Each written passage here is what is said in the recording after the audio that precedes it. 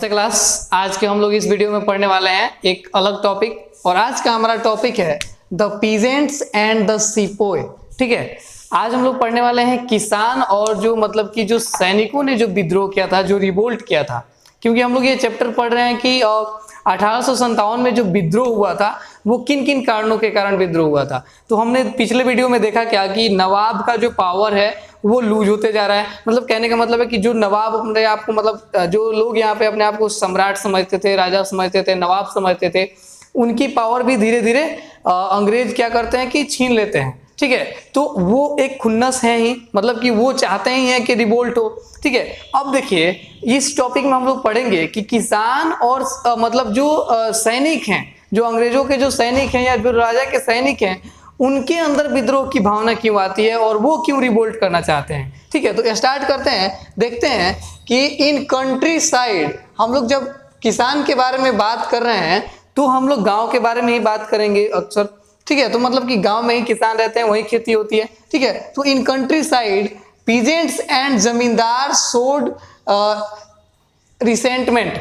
ठीक है, किसान जो हैं और जो जमींदार हैं वो नाखुशी अपना दिखाते हैं कंपनी के प्रति। नाखुशी किस बात का भाई? तो बहुत सारे रीजंस ऐसे हैं जो हम लोग आगे पढ़ेंगे जिसके कारण मतलब कि वो लोग अपना नाखुशी दिखाते हैं। पहला रीजन है high tax.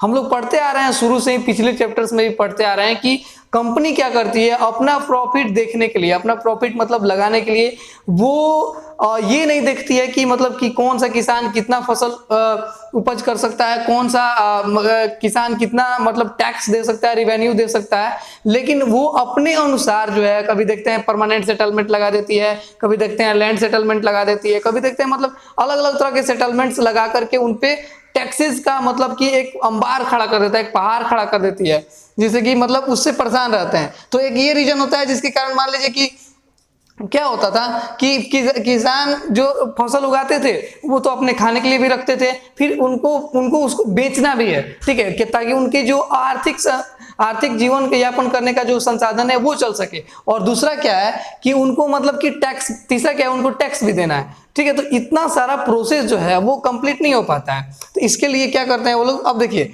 Rigid method of tax collection क्या है कि देखिए, एक तो मतलब ये लोग टैक्स ज्यादा लगा ही देते थे, जैसे हम लोग यहाँ पे पढ़ते हैं टैक्स ज्यादा लगा दिया, लेकिन इनका जो तरीका था टैक्स वसूलने का वो भी गलत था। मान लीजिए कि कोई व्यक्ति है, उसके पास टैक्स देने के लिए पैसा नहीं होता था, उसके पास मतलब कि उस वर्ष फसल अच्छा नहीं हुआ था तो वो दे नहीं सकता था, मतलब ज्यादा रेवेन्यू, ज्यादा टैक्स नहीं दे सकता था। तो वो लोग क्या करते थे कि रिजिड तरीका अपनाते, मतलब कि एक दुर्व्यवहार अपनाते थे। दुर्व्यवहार कहने का मतलब हो गया कि उसको पीटते थे, मारते थे, सजा देते थे कि भाई तुम ये टैक्स नहीं दिए हो तो तुमको मतलब कि 10 कोड़े बरसाए जाएंगे, तुम ये मतलब कि ये इस महीने का टैक्स नहीं दिए हो तो तुमको ये सारा जो है, आगे हम लोग पढ़ेंगे, देखिएगा यहाँ पे लिखा हुआ है लॉस्ट लैंड टू ब्रिटिश। मतलब क्या है कि उनका जो जमीन था वो हड़प लेते थे। तो क्यों हड़पते थे? देखो, जैसे मान लो कि क्या करते थे वो लोग कि टैक्स लगाते थे, तो एक तो टैक्स ऐसे ही बहुत ज्यादा हाई होता था, और हाई होने के कारण जो बहुत लोग, कुछ लोग देने में सक्षम भी थे, उनका भी कभी कभी क्या होता था, जैसे देखेंगे यहाँ पे कि जमींदार भी हैं, तो जमींदार लोग के पास जब ज्यादा जमीन है तो मतलब वो लोग टैक्स देने में सक्षम हैं ही, लेकिन इसके बावजूद भी क्या होता था कि ये लोग भी इतना हाई टैक्स को मतलब नहीं दे पाते थे। ठीक है, तो कभी क्या होता था, कभी कभी कि इन पे मतलब अलग तरीके से टैक्स को वसूला जाता था कि मतलब कंपनी ने 10 सैनिकों को भेज दिया कि जाओ उसको 50 कोड़े से मारो। ठीक है, मतलब कोड़ा से मारो, मतलब कि और गरम तेल में उसको डलवा दो, मतलब अलग अलग तरह की बहुत खतरनाक सजा देते थे वो लोग। ठीक है, और उसके बाद इससे ज्यादा होता था, मतलब कि मान लो कि 5, 6, 3, 4 महीना का अगर किसी ने टैक्स नहीं जमा किया है तो उसका जमीन ले लेते थे, और जमीन ले लेने के बाद किसी और को दे देते। तो जैसे कि हम लोगों ने पढ़ा कि जमीन किसी व्यक्ति से लेकर के किसी व्यक्ति को दे दिया जाता था, तो वो लोन पे, वो मतलब कि वो एक क्या रेंट पे जमीन दिया जाता था, और रेंट पे जमीन देकर के मतलब उसको रेंट का तो पैसा लिया ही जाता था, और उससे जो जमीन पे जो फसल उगता था उस फसल के लिए उस पर रेवेन्यू भी लगाए जाते थे। ठीक है, अब देखिए, लेकिन why sepoy are in the trouble. अब देखिए हम लोग यहाँ पे देख रहे हैं, ये सारा हम लोगों ने टॉपिक पढ़ा कि किसान यहाँ पे बहुत ज्यादा परेशान थे, लेकिन हम लोग यहाँ पे पढ़ रहे हैं कि सिपोय मतलब सैनिक जो थे उस समय के, जो मतलब कि ईस्ट इंडिया कंपनी में जो ज्वाइन किए थे जो सैनिक, वो लोग क्यों परेशान हो गए भाई, उनकी क्या समस्या है? ये तो समझ में आता है कि मतलब इनके पास हाई टैक्स है, मारने पीटने लगते हैं, इनका जमीन ले लेते हैं, तो किसान का मतलब रिवोल्ट करना बनता है। लेकिन ये बात कहां से आती है कि सैनिक को अब कहां से परेशानी होने लगा? क्योंकि उनके पास तो एक मतलब एक नौकरी है, नौकरी मान लीजिए कि उस समय के नौकरी ही था। क्यों क्या करते थे कि सैनिक जो कंपनी के लोग किसी व्यक्ति को उठा के लाते थे, सैनिक बनाते थे, ट्रेनिंग देते थे, और उसके बाद कहते थे कि आपको इसके लिए कुछ पैसा दिया जाएगा और उस पैसे से के साथ साथ आपको कुछ और ज्यादा सुविधाएं दी जाएगी, ठीक है, इसके लिए सैनिक बनाया जाता था। तो एक ये तो मतलब एक उनके लिए अच्छा होना चाहिए था, तो फिर उन लोगों ने विद्रोह क्यों किया, ये हम लोग देखेंगे। They were unhappy about their pay, उनको जो पैसा मिलता था, जो मतलब जो सैनिक थे उनको जो पैसा मिलता था वो बहुत कम मिलता था, इसके लिए वो लोग क्या थे कि खुश नहीं थे, ठीक है। और आगे देखेंगे अलाउंसेस, मतलब कि उनका जो मतलब कुछ और सामान, मतलब कि किसी और चीज के लिए उनको और मतलब मान लीजिए कि कोई सैनिक है तो उसका टैक्स कम कर देते थे, तो ये भी सही नहीं था। मतलब कि टैक्स कम होता था लेकिन फिर भी यातना मिलती थी, मतलब फिर भी गरीबी थी, फिर भी मतलब कि नहीं दे पाते थे टैक्स। अब देखिए कंडीशंस ऑफ सर्विस, अब देखिए ये बहुत महत्वपूर्ण चीज है, conditions of service. Conditions of service का मतलब हो गया कि वो लोग उस समय क्या करते थे कि एक एग्रीमेंट बनवा लेते थे, या फिर एग्रीमेंट का तो छोड़ दीजिए, वो तो होता ही है, आजकल भी होता है, लेकिन वो क्या करते थे कि मान लीजिए को कोई काम दे दिए करने के लिए कि जाओ भाई वहां से पानी भर के लाओ, ठीक है, तो अब पानी भर के लाने के उसके तरीका को भी देखा जाता था कि भाई ये गलत तरीके से पानी ला रहा है, पानी भर के लाया है तो उसमें थोड़ा सा अगर कहीं से मतलब कुछ पड़ गया तो उसको बहुत मारते थे, बहुत ज्यादा वो उसको समस्याएं देते थे, बहुत ज्यादा उसको यातनाएं देते थे, उसको नौकरी से निकाल देते थे, उसका पैसा नहीं देते थे, उसके घर वाले को परेशान करते थे, तो मतलब ऐसी ऐसी और भी ज्यादा समस्याएं करते थे। तो अब देखिए और भी उन लोगों को परेशानी किस बात की थी कि नया नया दिन प्रतिदिन नियम कानून लाते थे। कौन भाई, किसको परेशानी थी? तो सिपोए को, सैनिक जो थे उनको। देखिए नया नया नियम क्या लाते थे, some of the new rules more over violated, मतलब कि जो नया नया रूल था वो उसमें से क्या था कि बहुत ज्यादा यातना देने वाली रूल थी। जैसे कि हमने आपको यहाँ बताया था कंडीशन ऑफ सर्विस में कि अगर कोई काम गलती से भी कोई गलती से काम कर देता है तो वो उसको बहुत ज्यादा सजा दी जाती थी, ठीक है। There's religions sensibilities and the beliefs, क्या है कि मतलब उन लोगों को लगता था कि मतलब उनकी जो सामाजिक जो उनकी धार्मिक जो परिस्थिति है उसको वो लोग उसमें वो लोग इंटरफेयर कर रहे हैं, उसको नहीं करना चाहिए। जैसे कि आपको एक स्टोरी बताते हैं, इसी समय का 1857 का एक रिवोल्ट हुआ था, उस समय का एक स्टोरी बनाते हैं सॉरी। तो क्या था उस समय का एक स्टोरी कि जो कारतूस बनाया जाता था, गोली जो होता है मतलब बंदूक में लगाकर जो गोली चलाया जाता है, तो आज हम लोग देखते हैं कि आजकल ऑटोमेटिक गन है। सभी लोग बाबू तुम लोग बहुत पबजी खेलता होगा तो देखा होगा तुम लोग, बहुत सारे लोगों को तो समझ में आता भी होगा।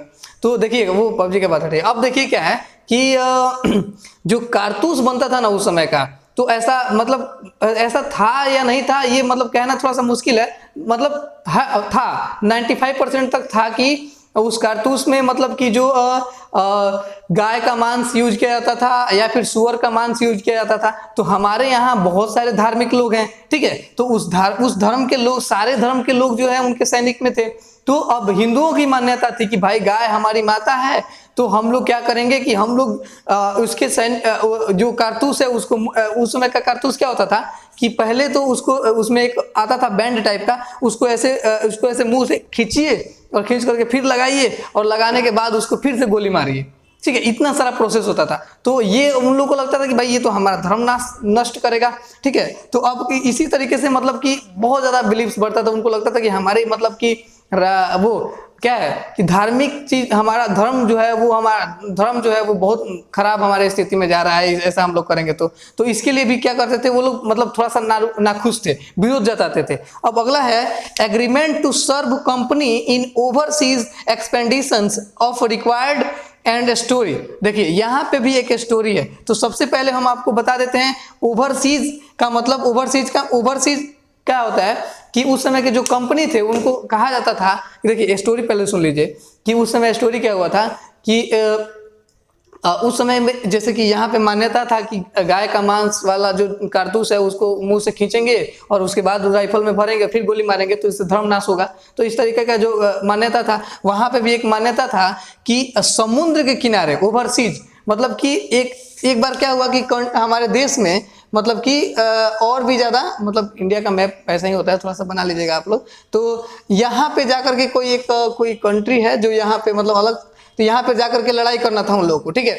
तो ये क्या करते थे कि इस रूट से नहीं जाते थे, ब्रिटिश इस रूट से नहीं जाते थे, बोलते थे कि इधर जाना है, समुद्र पार करके जाना है, ठीक है। तो उस समय मान्यता था धर्मों में कि जो व्यक्ति समुद्र पार कर दिया वो अपना धर्म नाश कर दिया, ठीक है, ऐसा मान्यता था, ठीक है। तो कहते थे कि भाई जो अंग्रेज जो सैनिक थे, जो गांव के लोकल लोग थे, जो सैनिक बने थे, वो कहते थे कि ना ना, इधर से हम नहीं जाएंगे, तुम हमको इधर से लेके चलो तो चलेंगे, नहीं ले चलोगे तो नहीं चलेंगे, सीधा बात कहते थे ऐसे।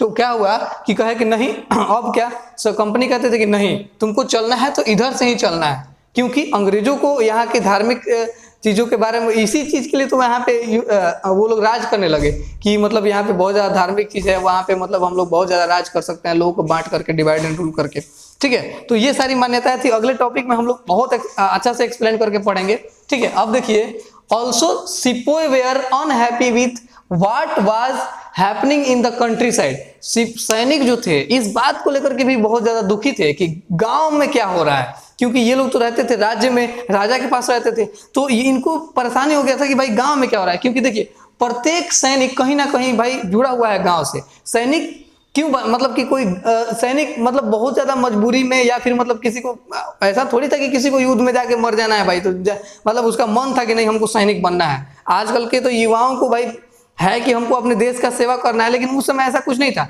क्योंकि उस समय गुलामी का आलम था, ठीक है। तो अब क्या है कि कुछ लोग मजबूरी में जाते थे, तो कहीं ना कहीं जो उनका परिवार था गांव में, जो उनके मम्मी पापा, उनकी बीबी, जो गांव में थे लोग, वो ऐसा उनको बहुत ज़्यादा समस्या होता था कि इस बात को लेकर के, टैक्स देने को लेकर के, ये सारी चीज़ों को लेकर के बहुत ज़्यादा समस्या होता था। तो ये लोग देखते थे कि भाई बहुत दिक्कत है, तो वो लोग क्या करते थे कि अब एक विद्रोह शुरू किया था, ठीक है। तो अब देखिए, ये पीजेंट और जमींदार से भी पहले, सबसे पहले क्या होते हैं कि सिपोय जो है वो बहिष्कार करना शुरू कर देते हैं। किसका? अंग्रेजों का, कि अब हम आप लोग के साथ युद्ध नहीं लड़ेंगे और आप लोग जो भी कर रहे हैं वो गलत कर रहे हैं, ठीक है। और विद्रोह कर देते हैं। तो जैसे ये विद्रोह करते हैं तो ये देखते हैं कि भाई ये तो विद्रोह कर दिया, तो अब क्या करते हैं कि चलो भाई पीजेंट, हम भी तुम्हारे, पीजेंट कहते हैं, किसान कहते हैं कि चलो भाई हम भी तुम्हारे साथ आते हैं, जमींदार कहते हैं चलो हम भी तुम्हारे साथ आते हैं। और जो नवाब थे, याद है पिछले टॉपिक में पढ़ाए गए थे, जो नवाब थे वो उनको भी उनका जो पावर था वो छीन लिया गया था। तो नवाब भी क्या चाहते थे कि इस पे युद्ध किया जाए। तो ये सारे लोग मिल करके क्या करते थे, अब कंपनी के खिलाफ